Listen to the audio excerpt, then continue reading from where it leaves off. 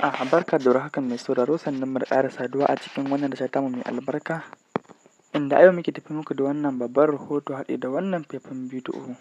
da ke wanzuwa haɗe da yawo a social media. Kamar dai yacce kowa ya sani ta yadda ake cin dunduniyar manya-manyan jarumai, yadda wannan al'amari yake faruwa da su,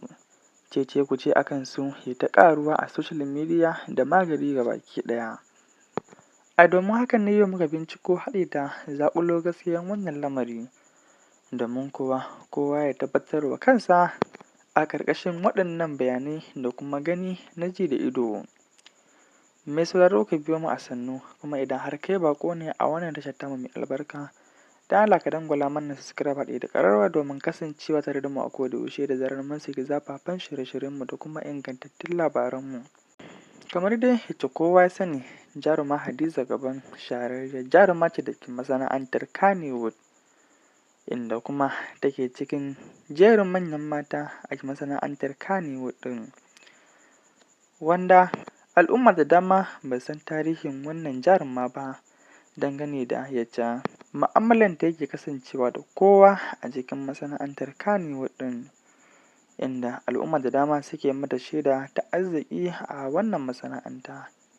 dangane da ganin cewa ba a san ta da girman kai ko kuwa wani hukuma da yake tasowa a kanta ba, husuma ko kuma dangane dai da hakan. A yau dai kafin mu tsunduma cikin wannan bidiyo ɗungurungun, zan fara karanto muku ne ɗan taƙaitaccen tarihin wannan jaruma domin sanin wane ne ita da dai sauran al'amura dangane da wannan jaruma. Jaruma dai Hadiza Gabon ta kasance 'yar asalin ƙasar Gabon ce, Gabon country wanda kowa ya san ta, kuma jaruma Hadiza Gabon ta bar ƙasarsu ne a dangane da mahaifiyarta da ke nan jihar Adamawan Najeriya, inda kowa na tsammanin jaruma Hadiza Gabon 'yar asalin ƙasar Najeriya ce, a'a, mahaifinta ɗan asalin ƙasar Gabon ne, inda mahaifiyarta take nan a Najeriya, jihar Adamawa. Tun bayan da kammala karatunta ne ta dawo nan ƙasa Najeriya, jihar Adamawa wajen mahaifiyarta, inda kuma daga bisani ta koma can ƙasar Dubai ɗin ƙasar Gabon, kuma har ta yi aure. Domin haka ne ma bayan fitowarta ta dawo ƙasar Najeriya, jihar Adamawan Najeriya,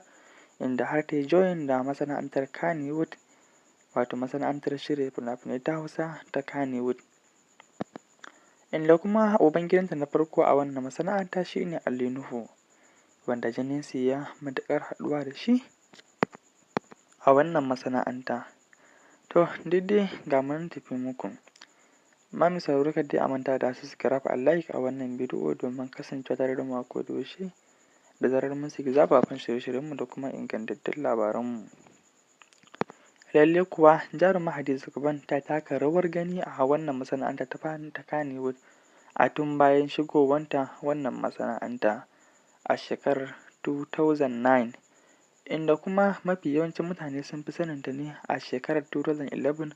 a fina-finan da take fitowa, kama daga Basaja da dai sauran fina-finan da ta fito a Babban Yaro da dai sauransu. Amma mafi akasarin mutane sun fi wayanta a wannan shahararren fim ɗin da suka yi tare da jarumi Adam A. Zango, wato Basaja,